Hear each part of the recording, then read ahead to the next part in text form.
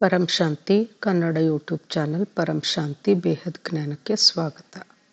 ವೇದಗಳ ಅನುಸಾರ ನಮ್ಮ ಬ್ರಹ್ಮಾಂಡವನ್ನು 3 ಭಾಗಗಳಲ್ಲಿ ವಿಭಜನೆ ಮಾಡಲಾಗಿದೆ. ಅದನ್ನು ತ್ರಿಲೋಕ ಎನ್ನಲಾಗುತ್ತದೆ. ಅದೆಂದರೆ ಸ್ವರ್ಗಲೋಕ, ಮೃತ್ಯುಲೋಕ ಮತ್ತು ಪಾತಾಳ ಲೋಕ.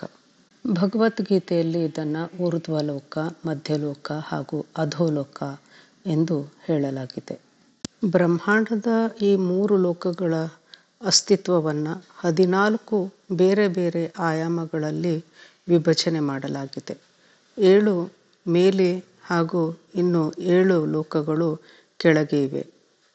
ಇದರಲ್ಲಿ ನಾವು ಒಟ್ಟು 14 ಲೋಕಗಳನ್ನು ವಿವರವಾಗಿ ನೋಡೋಣ. ಭೂಲೋಕ ಅಥವಾ ಪೃಥ್ವಿಲೋಕ ಇದು ಭೌತಿಕ 5 ತತ್ವಗಳ ಲೋಕವಾಗಿದೆ. ಇದನ್ನು ಮೃತ್ಯುಲೋಕ ಎಂತಲೂ ಸಹ ಕರೆಯುತ್ತಾರೆ. ಏಕೆಂದರೆ ಇಲ್ಲಿ ಶರೀರವು ಜನ್ಮ ಹಾಗೂ ಮರಣದ ಪ್ರಕ್ರಿಯೆಗೆ ಒಳಗಾಗುತ್ತದೆ. ಮೃತ್ಯುವಿನ ನಂತರ ಪಂಚತತ್ವಗಳಲ್ಲಿ 2 ತತ್ವಗಳಾದ ಪೃಥ್ವಿ ಮತ್ತು ಜಲತತ್ವ ಇವು ಭೌತಿಕ ಶರೀರದಲ್ಲಿಯೇ ನಷ್ಟವಾಗುತ್ತವೆ. ಈ ಭೂಲೋಕದಲ್ಲಿ ಇಚ್ಛೆ ಹಾಗೂ ತನ್ನ ಪ್ರವೃತ್ತಿಗೆ ಅನುಗುಣವಾಗಿ ಆತ್ಮ ಜನ್ಮ ಮರಣಗಳ ಚಕ್ರಕ್ಕೆ ಒಳಗಾಗುತ್ತಾ ಹೋಗುತ್ತದೆ. ಪುನರ್ಜನ್ಮದ ಚಕ್ರದಲ್ಲಿ ಸಿಲುಕುತ್ತದೆ. ಆತ್ಮ ಎಲ್ಲಿಯ ತನಕ ತಾನು ಇಚ್ಛೆಗಳಿಂದ ಮೇಲೆ ಎದ್ದೇಳುವುದಿಲ್ಲವೋ ಅಲ್ಲಿಯವರೆಗೆ ಅದಕ್ಕೆ ಜನ್ಮ ಮರಣಗಳು ತಪ್ಪಿದ್ದಲ್ಲ. ಇದು ಈ ಪೃಥ್ವಿಯ ನಿಯಮವಾಗಿದೆ. ಪೃಥ್ವಿ ಅಥವಾ ಈ ಭೂಲೋಕದಿಂದ ಮೇಲಿನ ಆಯಾಮ ಭುವರ್ಲೋಕ. ಇದು ಸೂರ್ಯ ಹಾಗೂ ಪೃಥ್ವಿಯ ಮಧ್ಯಭಾಗದಲ್ಲಿ ನೆಲೆಯಾಗಿದೆ. ಇದನ್ನು ಪಿತೃಲೋಕ ಎಂತಲೂ ಸಹ ಕರೆಯುತ್ತಾರೆ. ಶಾಸ್ತ್ರಗಳ ಅನುಸಾರ ಭುವರ್ಲೋಕವು ಸುಮಾರು 1,00,000 ಯೋಜನ ಅಂದರೆ 8 ಲಕ್ಷ ಕಿಲೋಮೀಟರ್ ವಿಸ್ತಾರದಲ್ಲಿದೆ. ಈ ಲೋಕದಲ್ಲಿ ಪೃಥ್ವಿಗಿಂತಲೂ ಹೆಚ್ಚು ದುಪ್ಪಟ್ಟು ಸಂಖ್ಯೆಯಲ್ಲಿ ಆತ್ಮರು ಇಲ್ಲಿ ನೆಲೆಯಾಗಿರುತ್ತಾರೆ. ಕಾಮವಾಸನೆ, ಸುಖದ ಇಚ್ಛೆ ಹಾಗೂ ಆಸಕ್ತಿಗಳು ಇವು ಆತ್ಮನಲ್ಲಿ ತುಂಬಿಕೊಂಡಾಗ ಅಂತಹ ಆತ್ಮಗಳು ಪೃಥ್ವಿಯಿಂದ ಮೇಲೆ 200 ಕಿಲೋಮೀಟರ್ ದೂರದವರೆಗೆ ಮಾತ್ರ ಇಂತಹ ಆತ್ಮರು ನೆಲೆಸಿರುತ್ತಾರೆ. ಏಕೆಂದರೆ ವಾಯು ತತ್ವವು ಅಧಿಕವಾಗುವ ಕಾರಣ ಅವುಗಳೆಲ್ಲವೂ ಭಾರವಾಗುತ್ತಾ ಹೋಗುತ್ತವೆ. ಭೂತ ಪ್ರೇತಗಳಂತಹ ಕೆಳಸ್ತರದ ಆತ್ಮಗಳು ಈ ಕೆಳಸ್ತರದ ಆಯಾಮದಲ್ಲಿಯೇ ಉಳಿದುಕೊಳ್ಳುತ್ತವೆ. ತಮೋಪ್ರಧಾನ ಆತ್ಮಗಳು 1,000 ಕಿಲೋಮೀಟರ್ ದಿಂದ ಕೆಳಗೆ ವಾಸಿಸುತ್ತಿರುತ್ತವೆ. ಆತ್ಮವು ಎಷ್ಟು ಪರಿಶುದ್ಧವಾಗುತ್ತಾ ಹೋಗುತ್ತದೆಯೋ ಅಷ್ಟು ಅದು ಹೈಯರ್ ಡೈಮೆನ್ಷನ್ಗೆ ಹೋಗಬಲ್ಲದು. ಸಾಮಾನ್ಯವಾಗಿ ಪವಿತ್ರ ಆತ್ಮಗಳು 1,000 ಕಿಲೋಮೀಟರ್ಗಿಂತಲೂ ಮೇಲೆ ಇರುತ್ತವೆ. ಮೃತ್ಯುವಿನ ನಂತರ ಇಂದಿನ ದಿನಗಳಲ್ಲಿ ಬಹಳಷ್ಟು ಆತ್ಮರು ತಮೋಪ್ರಧಾನ ಆತ್ಮರಾಗಿ ಬಿಟ್ಟಿದ್ದಾರೆ. ಹೀಗಾಗಿ ಮರಣಾನಂತರವೂ ಸಹ ಆತ್ಮಗಳು ಈ ಭೂಮಿಯ ಮೇಲೆ ಉಳಿದುಕೊಳ್ಳುತ್ತಾರೆ. ಮೇಲೆ ಹೋಗುವಂತಹ ಪ್ರಯತ್ನ ಮಾಡುವುದಿಲ್ಲ. ಆತ್ಮರು ಎಷ್ಟು ಪವಿತ್ರವಾಗಿರುತ್ತಾರೋ ಶುದ್ಧವಾಗಿರುತ್ತಾರೋ ಅಷ್ಟು ಅವರು ಮೇಲೆ ಹೋಗಲು ಸಾಧ್ಯ. ಶುದ್ಧ ಆತ್ಮರು ಕೈಲಾಸ ಪರ್ವತ, ಬದ್ರಿನಾಥ, ಮಾನಸ ಸರೋವರ, ಕೇದಾರ ಇಂತಹ ಕಡೆ ಮೇಲೆ ಅವರು ಗೋಳಗಳನ್ನು ಮಾಡಿಕೊಂಡು ಸೂಕ್ಷ್ಮ ಶರೀರದಲ್ಲಿ ಪುರುಷಾರ್ಥವನ್ನು ಮಾಡುತ್ತಿರುತ್ತಾರೆ. ಏಕೆಂದರೆ ಇಂತಹ ಆತ್ಮರು ಇನ್ನೂ ಹೆಚ್ಚು ಹೆಚ್ಚು ಹೈಯರ್ ಡೈಮೆನ್ಷನ್ಗೆ ಹೋಗಲು ಬಯಸುತ್ತಿರುತ್ತಾರೆ. ಸ್ವರ್ಗಲೋಕವು 3ನೆಯ ಆಯಾಮವಾಗಿದೆ. ಇದನ್ನು ಇಂದ್ರಲೋಕ ಎಂತಲೂ ಸಹ ಹೇಳುತ್ತಾರೆ ಮತ್ತು ಇದು ಭುವರ್ಲೋಕದಿಂದ ಮೇಲೆ ಸ್ಥಿತವಾಗಿದೆ. ಶಾಸ್ತ್ರಗಳ ಅನುಸಾರ ಸ್ವರ್ಗಲೋಕವು ಸೂರ್ಯ ಮತ್ತು ಧ್ರುವ ನಕ್ಷತ್ರದ ಮಧ್ಯಭಾಗದಲ್ಲಿ 14 ಲಕ್ಷ ಯೋಜನ ಅಂದರೆ ಸುಮಾರು 112 ಲಕ್ಷ ಕಿಲೋಮೀಟರ್ ದೂರದಲ್ಲಿದೆ. ಒಳ್ಳೆಯ ಕರ್ಮಗಳನ್ನು ಮಾಡಿರುವಂತಹ ಆತ್ಮಗಳಿಗೆ ಸ್ವರ್ಗ ಪ್ರಾಪ್ತಿಯಾಗುತ್ತದೆ. ಅಂತಹ ಆತ್ಮರಿಗೆ ಇಲ್ಲಿ 3 ತತ್ವದ ಒಳ್ಳೆಯ ಶರೀರ ಸಿಗುತ್ತದೆ ಹಾಗೂ ಒಳ್ಳೆಯ ವಾಯುಮಂಡಲವೂ ಸಹ ಸಿಗುತ್ತದೆ. ಆದರೂ ಸಹ ಒಂದು ಮುಖ್ಯವಾದ ವಿಷಯವೆಂದರೆ ಇಲ್ಲಿ ದೇವಿ ದೇವತೆಗಳು ಸಹ ಸ್ವರ್ಗಲೋಕದಲ್ಲಿ ಮಾಯೆಗೆ ಒಳಗಾಗಿರುತ್ತಾರೆ. ಅವರಲ್ಲಿಯೂ ಸಹ ಕಾಮ, ಕ್ರೋಧ, ಲೋಭ, ಅಹಂಕಾರಗಳಂತಹ ಸಂಸ್ಕಾರಗಳಿರುತ್ತವೆ. ತಮ್ಮ ಒಳ್ಳೆಯ ಕರ್ಮದ ಫಲವು ಪ್ರಾಪ್ತಿಯಾದಾಗ ಸ್ವರ್ಗಲೋಕ ಸೇರಿದಂತಹ ಆತ್ಮರು ತಮ್ಮ ಪುಣ್ಯ ಖಾಲಿಯಾದಾಗ ಪುನಃ ಅವರು ಈ ಭೂಮಿಗೆ ಬರಬೇಕಾಗುತ್ತದೆ. ಈ ದೇವಿ ದೇವತೆಗಳು ಇನ್ನಷ್ಟು ಮೇಲಿನ ಡೈಮೆನ್ಷನ್ಗೆ ಹೋಗಬೇಕು ಎಂದಾದರೆ ಅವರು ಆಧ್ಯಾತ್ಮ ಜ್ಞಾನವನ್ನು ಪಡೆಯಬೇಕಾಗುತ್ತದೆ. ಮತ್ತು ಆ ಆಧ್ಯಾತ್ಮ ಜ್ಞಾನ ಸಿಗುವುದು ಕೇವಲ ಈ ಭೂಲೋಕದಲ್ಲಿ. ಹೀಗಾಗಿ ಅವರು ತಮ್ಮ ಪವರನ್ನು ವೇಸ್ಟ್ ಮಾಡಿಕೊಳ್ಳಲು ಇಚ್ಛೆ ಪಡದಂತಹ ಆತ್ಮರು ಸ್ವರ್ಗಲೋಕವನ್ನು ಸೇರದೆ ಡೈರೆಕ್ಟಾಗಿ ಅವರು ಮೇಲಿನ ಲೋಕಕ್ಕೆ ಹೋಗುತ್ತಾರೆ. ವೇದ ಉಪನಿಷತ್ಗಳಲ್ಲಿಯೂ ಸಹ ಉಲ್ಲೇಖವಿದೆ.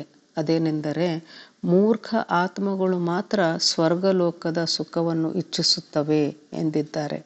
ಏಕೆಂದರೆ ನಿಜವಾದ ಸುಖ ಪರಂಶಾಂತಿ ಎನ್ನುವುದು ಕೇವಲ ಪರಂಧಾಮದಲ್ಲಿ ಮಾತ್ರ ಸಿಗುವಂಥದ್ದು. ಸ್ವರ್ಗಲೋಕದಿಂದ ಮೇಲಿರುವಂತಹ ಲೋಕ ಮಹರ್ಲೋಕ. ಇದು ಧ್ರುವ ನಕ್ಷತ್ರದಿಂದ 10 ಕೋಟಿ ಕಿಲೋಮೀಟರ್ ಮೇಲೆ ಸ್ಥಿತವಾಗಿದೆ. ಈ ಆಯಾಮದಲ್ಲಿ ಸಂತರು, ಋಷಿಗಳು, ಮಹಾನ್ ಆತ್ಮರು ವಾಸಿಸುತ್ತಿದ್ದಾರೆ. ಇವರೆಲ್ಲರೂ ಆತ್ಮಚೇತನ ಸ್ಥಿತಿಯಲ್ಲಿ ಸಮೂಹದಲ್ಲಿ ಉಳಿದುಕೊಂಡು ಎಲ್ಲರೂ ತಪಸ್ಸನ್ನು ಮಾಡುತ್ತಿರುತ್ತಾರೆ. ಈ ಮಹರ್ಲೋಕದಲ್ಲಿ ಸಪ್ತ ಋಷಿಗಳು, ಸಿದ್ಧರು ವಾಸಿಸುತ್ತಿರುತ್ತಾರೆ. ಅವರ ಆಯುಷ್ಯವು 1 ಕಲ್ಪದವರೆಗೆ ಇರುತ್ತದೆ. ಇವರೆಲ್ಲರ ಉದ್ದೇಶ ಇನ್ನಷ್ಟು ಹೈಯರ್ ಡೈಮೆನ್ಷನ್ಗೆ ಹೋಗಬೇಕು ಎನ್ನುವುದೇ ಆಗಿರುತ್ತದೆ. ಹೀಗಾಗಿ ಇವರೆಲ್ಲರೂ ಸಮೂಹದಲ್ಲಿ ಉಳಿದುಕೊಂಡು ತಪಸ್ಸನ್ನು ಮಾಡುತ್ತಿರುತ್ತಾರೆ. ಇಲ್ಲಿರುವ ಆತ್ಮರೆಲ್ಲರೂ ಶರೀರ ಭಾವದಿಂದ ದೂರವೇ ಉಳಿದುಕೊಂಡಿರುತ್ತಾರೆ. ಈ ಲೋಕದ ವಾತಾವರಣವು ಸ್ವರ್ಗಲೋಕಕ್ಕಿಂತಲೂ ಶುದ್ಧವಾಗಿರುತ್ತದೆ, ಪವಿತ್ರವಾಗಿರುತ್ತದೆ. ಇಲ್ಲಿ ಅನೇಕ ಆತ್ಮರು ಬೇರೆ ಬೇರೆ ಸೋಲಾರ್ ಸಿಸ್ಟಮ್ಗಳಿಂದ, ಗ್ಯಾಲಕ್ಸಿಗಳಿಂದಲೂ ಸಹ ಬಂದಿರುತ್ತಾರೆ. ಸ್ವರ್ಗಲೋಕದಲ್ಲಿರುವಂತಹ ಆತ್ಮರಿಗಿಂತಲೂ ಮಹರ್ಲೋಕದಲ್ಲಿ ಇರುವವರು ಆಧ್ಯಾತ್ಮಿಕ ಜ್ಞಾನಿಗಳಾಗಿರುತ್ತಾರೆ. ಸ್ವರ್ಗಲೋಕದ ಮಾಯೆಯಿಂದ, ಆಕರ್ಷಣೆಯಿಂದ ದೂರವೇ ಉಳಿದಿರುತ್ತಾರೆ. ಏಕೆಂದರೆ ಈ ಆಕರ್ಷಣೆಗಳು ಪತನಕ್ಕೆ ಕಾರಣವಾಗಿರುತ್ತದೆ. ಇದರ ನಂತರ ಅಂದರೆ ಮಹರ್ಲೋಕದ ನಂತರ ಜನಲೋಕವಿದೆ. ಇದು ಧ್ರುವ ನಕ್ಷತ್ರದಿಂದ 20 ಕೋಟಿ ಕಿಲೋಮೀಟರ್ ದೂರದಲ್ಲಿದೆ. ಇಲ್ಲಿರುವ ಆತ್ಮರು ಭೂಮಿಯ ಮೇಲೆ ಇರುವಂತಹ ಜೀವನವನ್ನು ಬದುಕುತ್ತಿರುತ್ತಾರೆ. ಆದರೆ ಭೋಗ ಹಾಗೂ ಇಚ್ಛೆಗಳಲ್ಲಿ ಇವರು ಮುಳುಗಿರುವುದಿಲ್ಲ. ಸದಾ ಧ್ಯಾನ ಸಾಧನೆಯಲ್ಲಿ ಮುಳುಗಿರುತ್ತಾರೆ ಮತ್ತು ಇನ್ನಷ್ಟು ಹೈಯರ್ ಡೈಮೆನ್ಷನ್ಗೆ ಹೋಗಲು, ಪರಮಾತ್ಮನ ಪ್ರಾಪ್ತಿಯನ್ನು ಮಾಡಲು ಸದಾ ತಮ್ಮನ್ನು ತಾವು ಪರಮಾತ್ಮನಲ್ಲಿ ಸಮರ್ಪಿಸಿಕೊಂಡಿರುತ್ತಾರೆ. ಇಲ್ಲಿರುವ ಆತ್ಮರು ಬಹಳ ಶಾಂತಿಪೂರ್ಣರು ಹಾಗೂ ದಿವ್ಯ ಸ್ವಭಾವವನ್ನು ಹೊಂದಿರುತ್ತಾರೆ. ಜನಲೋಕದಲ್ಲಿನ 1 ದಿನ ಪೃಥ್ವಿಯ ಮೇಲಿನ 100 ವರ್ಷಕ್ಕೆ ಸಮಾನವಾಗಿರುತ್ತದೆ. ಮಹಾನ್ ಗುರುಗಳು ಹಾಗೂ ಸಂತರು ಜನಲೋಕದಲ್ಲಿ ವಾಸಿಸುತ್ತಿರುತ್ತಾರೆ. ಇವರುಗಳು ಸಮಯ ಸಮಯಕ್ಕೆ ಅವತಾರವನ್ನು ಪಡೆದು ಮನುಷ್ಯ ಜಾತಿಯ ಉದ್ಧಾರಕ್ಕಾಗಿ ಈ ಭೂಮಿಯ ಮೇಲೆ ಬರುತ್ತಿರುತ್ತಾರೆ. ಬೇರೆ ಲೋಕಗಳಲ್ಲಿ ಇರುವಂತೆ ಈ ಲೋಕದಲ್ಲಿಯೂ ಅನೇಕ ಲೇಯರ್ಸ್ಗಳಿವೆ ಹಾಗೂ ಒಂದರಿಂದ ಇನ್ನೊಂದಕ್ಕೆ ಸಮಯವು ಬಹಳಷ್ಟು ವಿಭಿನ್ನವಾಗಿರುತ್ತದೆ. ಇಲ್ಲಿ ಮಂದಿರಗಳು, ಮಸೀದಿಗಳು, ಚರ್ಚ್ಗಳು, ಆಶ್ರಮ ಸಂಸ್ಥೆಗಳು ಸೂಕ್ಷ್ಮ ರೂಪದಲ್ಲಿ ಇರುತ್ತವೆ. ಇಲ್ಲಿರುವ ಹಳ್ಳಿಗಳು, ನಗರಗಳು, ಬೆಟ್ಟ, ಗುಡ್ಡ, ನದಿಗಳು, ಇಲ್ಲಿನ ಪ್ರಾಕೃತಿಕ ಸೌಂದರ್ಯವನ್ನು ನಾವು ಬೇರೊಂದಕ್ಕೆ ತುಲನೆ ಮಾಡಿ ಹೇಳಲು ಸಾಧ್ಯವಿಲ್ಲ. ಜನಲೋಕದಲ್ಲಿ ಬೇರೆಯ ಗ್ಯಾಲಕ್ಸಿ ಹಾಗೂ ಸೋಲಾರ್ ಸಿಸ್ಟಮ್ಗಳಿಂದ ಬಂದಂತಹ ಆತ್ಮರು ಸಹ ಇಲ್ಲಿರುತ್ತಾರೆ.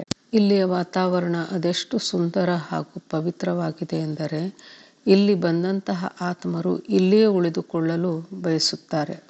ಇನ್ನು ತಪಲೋಕ, ಇದು ಜನಲೋಕದಿಂದ ಮೇಲೆ ಸ್ಥಿತವಾಗಿದೆ ಮತ್ತು ಶಾಸ್ತ್ರಗಳ ಅನುಸಾರ ಇದು ಧ್ರುವ ನಕ್ಷತ್ರದಿಂದ ಸುಮಾರು 40 ಕೋಟಿ ಕಿಲೋಮೀಟರ್ ಮೇಲಿದೆ.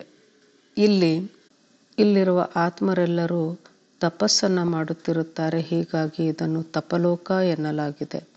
ಈ ಲೋಕದಲ್ಲಿ ಇರುವಂತಹ ಆತ್ಮರಿಗೆ ಬೇರೆ ಆತ್ಮರ ಪ್ರತಿ ಯಾವುದೇ ರೀತಿಯ ಭಾವನೆಗಳು ಇರುವುದಿಲ್ಲ. ಏಕೆಂದರೆ ಇಲ್ಲಿ ಪ್ರತಿಯೊಬ್ಬರು ಸಂಪೂರ್ಣವಾಗಿ ತಮ್ಮ ಆಧ್ಯಾತ್ಮಿಕ ಪ್ರಗತಿಯ ಕಡೆಗೆ ಹೆಚ್ಚಿನ ಗಮನವನ್ನು ಕೊಡುತ್ತಾರೆ. ಇಲ್ಲಿನ ಆತ್ಮರು ಶಿವ, ವಿಷ್ಣು ಅಥವಾ ದೇವಿ ಅಥವಾ ಶಕ್ತಿಯರು ಇವರನ್ನು ಪ್ರಾರ್ಥಿಸುತ್ತಿರುತ್ತಾರೆ ಮತ್ತು ಧ್ಯಾನ ಮಾಡುತ್ತಿರುತ್ತಾರೆ. ತಪಲೋಕದಲ್ಲಿನ ಒಂದು ದಿನ ಭೂಮಿಯ ಮೇಲಿನ 100,000 ವರ್ಷಕ್ಕೆ ಸಮನಾಗಿದೆ. ಇದರಿಂದ ಮೇಲೆ ಸತ್ಯಲೋಕ ಅಥವಾ ಬ್ರಹ್ಮಪುರಿ ಅಥವಾ ಬ್ರಹ್ಮಲೋಕ ಎನ್ನಲಾಗುತ್ತದೆ. ಬಾಪೂಜಿಯವರು ತಮ್ಮ ವಿಡಿಯೋಗಳಲ್ಲಿ ಸತ್ಯಲೋಕವು ಬ್ರಹ್ಮಲೋಕದ ಕೆಳಗಿರುವಂತಹ ದಿವ್ಯ ಲೋಕವಾಗಿದೆ ಎಂದಿದ್ದಾರೆ. ಸೃಷ್ಟಿಯ ಆರಂಭದಲ್ಲಿ ಬ್ರಹ್ಮನು ಮೊಟ್ಟ ಮೊದಲಿಗೆ 7 ಸಪ್ತ ಋಷಿಗಳನ್ನು ಸೃಷ್ಟಿ ಮಾಡಿದ್ದ. ಈ ಸಪ್ತ ಋಷಿಗಳು ಬ್ರಹ್ಮಪುರಿಯವರೆಗೆ 7 ಲೋಕಗಳನ್ನು ಸ್ಥಾಪನೆ ಮಾಡಿದ್ದರು. ಇವು ಅತ್ಯಂತ ಉನ್ನತ ಲೋಕಗಳಾಗಿವೆ ಮತ್ತು ಇಲ್ಲಿ ಆತ್ಮಗಳು ಬ್ರಹ್ಮನನ್ನು ಕಾಣಬಹುದು, ಬ್ರಹ್ಮನನ್ನು ಭೇಟಿಯಾಗಬಹುದು.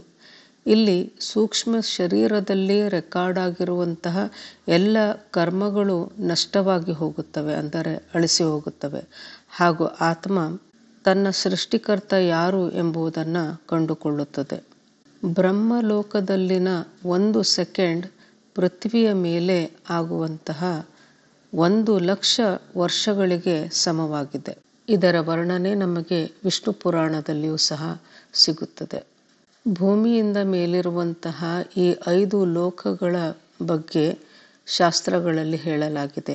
ಆದರೆ ಇದರಿಂದ ಮೇಲಿನ ಹೈಯರ್ ಡೈಮೆನ್ಷನ್ನಲ್ಲಿರುವಂಥ ಲೋಕಗಳ ಬಗ್ಗೆ ನಮಗೆ ಯಾವುದೇ ರೀತಿಯ ವರ್ಣನೆ ಸಿಗುವುದಿಲ್ಲ. ಶಿವಪುರಿ, ವಿಷ್ಣುಪುರಿ, ಪರಂಧಾಮ ಎಲ್ಲಿದೆ ಹಾಗೂ ಹೇಗಿದೆ ಎಂಬುದರ ಬಗ್ಗೆ ಬಹಳ ಡೀಟೇಲ್ ಆಗಿ ಬಾಪೂಜಿ ದಶರಥ್ ಭಾಯ್ ಪಟೇಲ್ ಅವರು ತಮ್ಮ ವಿಡಿಯೋಗಳಲ್ಲಿ ವಿಸ್ತಾರವಾಗಿ ತಿಳಿಸಿರುತ್ತಾರೆ. ಲೈಫ್ ಇನ್ ಮಲ್ಟಿವರ್ಸ್ ಎಂಬಂತಹ ಪುಸ್ತಕವನ್ನು ನೀವು ಹಿಂದೆ ನಮ್ಮ ಚಾನಲ್ಗೆ ಹೋಗಿ ಡೌನ್ಲೋಡ್ ಮಾಡಿಕೊಂಡು ಫ್ರೀಯಾಗಿ ಇದನ್ನು ಓದಬಹುದಾಗಿದೆ. ಪರಂ ಶಾಂತಿ, ಬೇಹದ್ ಕಿ ಪರಂ ಶಾಂತಿ.